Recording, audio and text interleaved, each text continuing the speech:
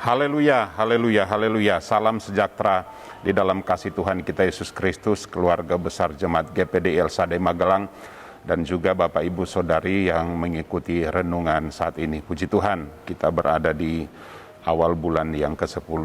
Kita bersyukur karena Tuhan sudah menolong kita sampai hari ini, dan ada begitu perbuatan tangan Allah yang ajaib yang Dia sudah nyatakan di dalam kehidupan kita. Oleh sebab itu, patutlah kita bersyukur kepada Tuhan. Puji Tuhan, saat ini kita sudah sampai pada pembacaan Injil Matius, khususnya Matius pasal 1 dan juga Lukas pasal 2. Saya akan mengajak Bapak Ibu Saudara untuk merenungkan bagian kebenaran firman Tuhan di dalam Injil Matius pasal yang ke-1.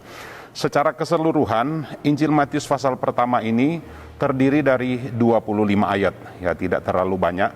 Bapak Ibu juga dapat mengikuti untuk memberi waktu membaca bagian demi bagian atau ayat demi ayat di dalam Injil Matius pasal 1 ini.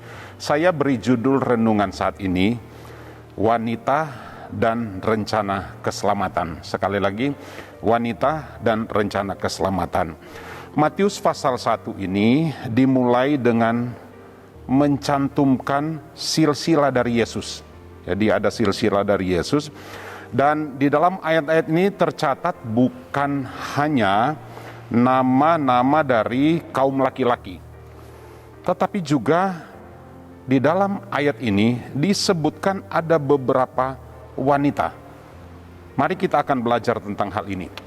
Bapak Ibu Saudara, memang secara umum ya manusia atau masyarakat umumnya memandang bahwa kedudukan wanita itu lebih rendah, baik di dalam hal berpolitik, hal sosial, dalam bekerja, dalam pendidikan, hal dalam berpendapat ataupun lain sebagainya.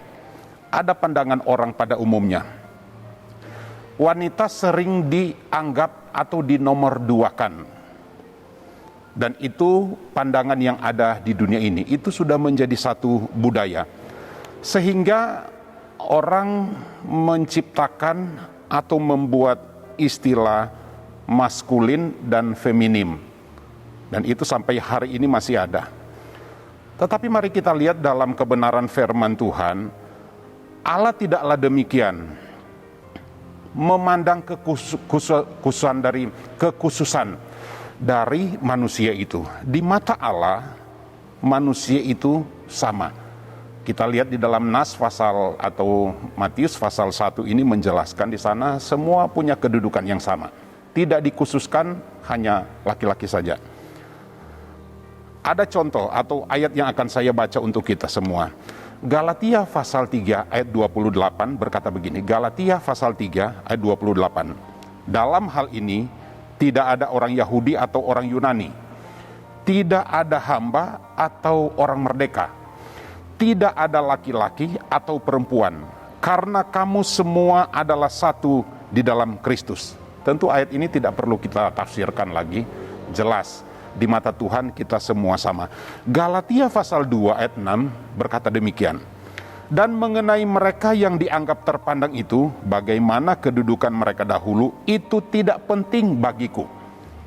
Sebab Allah tidak memandang muka. Sampai di sana. Ya, lebih jelas lagi di sana. Allah tidak memandang muka. Dalam terjemahan lain dikatakan Allah kita Allah yang tidak membeda-bedakan. Mari kita kembali dalam pembacaan Injil Matius ini.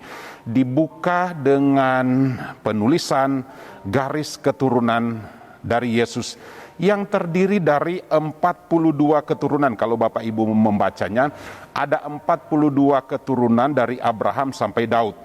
Keturunan Daud yang terbuang ke Babel, generasi yang dilahirkan di pembuangan di Babel. Itu ayat yang ke-17, Bapak Ibu secara khusus baca di ayat yang ke-17. Yang menarik dari nas ini sekali lagi ialah dituliskan 3 nama wanita. Kita akan belajar khusus tentang 3 nama wanita ini yang sekali lagi notabene wanita-wanita yang disebut mereka ini memiliki riwayat hidup yang ada dalam ya tanda kutip Kalau kita mungkin berkata ada cacatnya, ada kurangnya, tidak baik. Mereka bukanlah wanita-wanita yang seperti malaikat. Bukan, mereka adalah wanita biasa. Bahkan wanita yang dikatakan dalam cerita Alkitab, nanti kita akan lihat, ada banyak hal yang kurang dalam hidup mereka. Nah, karena cerita tentang mereka itu sekalipun kurang baik, tetapi itu tercatat di dalam Injil Matius pasal yang pertama. Itu dalam ayat yang ketiga tentang Tamar. Ayat yang kelima Rahab. Dan ayat yang keenam Berseba, istri Uria. Kita akan belajar tentang ketiga wanita ini. Yang pertama Tamar. Tamar ini adalah menantu dari Yehuda. Kalau kita baca di dalam Kejadian pasal 38, di sana dijelaskan bahwa janji Yehuda untuk memberikan Sela menjadi suami Tamar ternyata tidak benar. Jadi Yehuda berbohong kepada Tamar, itu ayat yang ke-14. Jadi yang dilakukan oleh Tamar adalah dia menyamar sebagai wanita yang tidak baik. Ya, wanita yang tidak baik. Dengan tujuan untuk menggoda Yehuda, dan hasilnya Tamar melahirkan Peres dan Serah. Kita sudah baca tadi. Tamar keturunannya adalah Peres dan Serah. Itu yang pertama tentang Tamar. Yang kedua, Rahab. Siapakah Rahab? Rahab ini adalah seorang wanita yang tidak baik. Dia berasal dari kota Yeriko. Rahablah yang melindungi pasukan atau pengintai-pengintai Israel saat hendak mereka baik itu masuk dan meninggalkan kota Yeriko. Itu di dalam kitab Yosua pasal yang kedua. Penyebab Rahab menolong mereka karena ia mempercayai, ia sangat tahu, ia sudah mendengar bahwa Allah Israel itu adalah Allah penyelamat, Allah yang memberikan kemenangan. Dia sudah mendengar, dia percaya. Jadi sekalipun Rahab ini adalah notabene perempuan yang tidak baik, tapi dia punya kepercayaan, percaya kepada Tuhan, percaya kepada berita firman Tuhan. Ada juga perempuan-perempuan lain yang disebutkan di dalam Alkitab. Yohanes pasal 14, kita tahu cerita perempuan Samaria di sumur Yakub. Lewat perbuatannya, orang-orang yang ada di Samaria percaya kepada Yesus. Dikatakan semua penduduk di kampung itu percaya. Dan penduduk itu berkata, sekarang kami bukan lagi mendengar dari engkau, tetapi kami mendengar sendiri dari Yesus ketika Yesus menyampaikan firman Tuhan di sumur Yakub. Ada juga perempuan yang melayani Yesus, Maria Magdalena, dan perempuan-perempuan yang lain yang mensupport pelayanan Yesus dengan apa yang mereka bisa kerjakan untuk pelayanan dari Yesus. Ketiga adalah Berseba, perempuan yang bernama Berseba. Siapakah Berseba ini? Disebutkan di dalam Injil Matius tadi. Berseba ini adalah istri dari Uria yang menjadi korban dari keinginan nafsu yang tidak baik dari Raja Daud ketika suaminya berperang membela melawan Bani Amon. Berseba diceritakan di dalam Injil Matius pasal yang pertama, dia melahirkan seorang anak bagi Daud, tapi anak itu tidak lama kemudian meninggal. Barulah kemudian melahirkan Salomo, itu di dalam 2 Samuel pasal yang ke-11. Catatan atau perenungan yang dapat kita ambil hikmah di balik semua peristiwa ini. Allah dalam kehendaknya dan kedaulatannya sudah memilih dan menetapkan. Yang pertama Tamar, yang kedua Rahab, dan yang ketiga Berseba. Sekalipun notabene mereka bukanlah perempuan-perempuan yang baik di mata masyarakat, tetapi Allah memakai mereka untuk disebutkan dalam silsilah kelahiran Tuhan Yesus. Juga ada perempuan-perempuan lain, sekali lagi perempuan Samaria dan Maria Magdalena, untuk menjadi bagian di dalam pelayanan Yesus. Hal ini menunjukkan kepada kita bahwa untuk penggenapan keselamatan Allah melalui Yesus Kristus bagi kita manusia,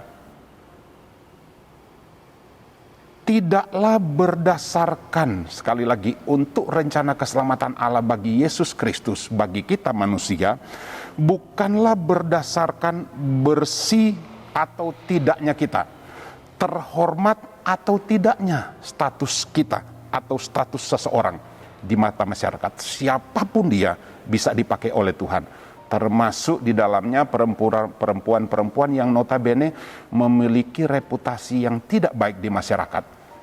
Ingat, ketiga perempuan ini, Tamar, Rahab, dan Betseba, mereka bukanlah wanita-wanita yang punya nama baik, tetapi justru ada hal-hal yang tidak baik mereka di tengah-tengah masyarakat. Yang selanjutnya, keselamatan bagi hidup kita manusia pun tidak didasarkan kepada siapakah kita.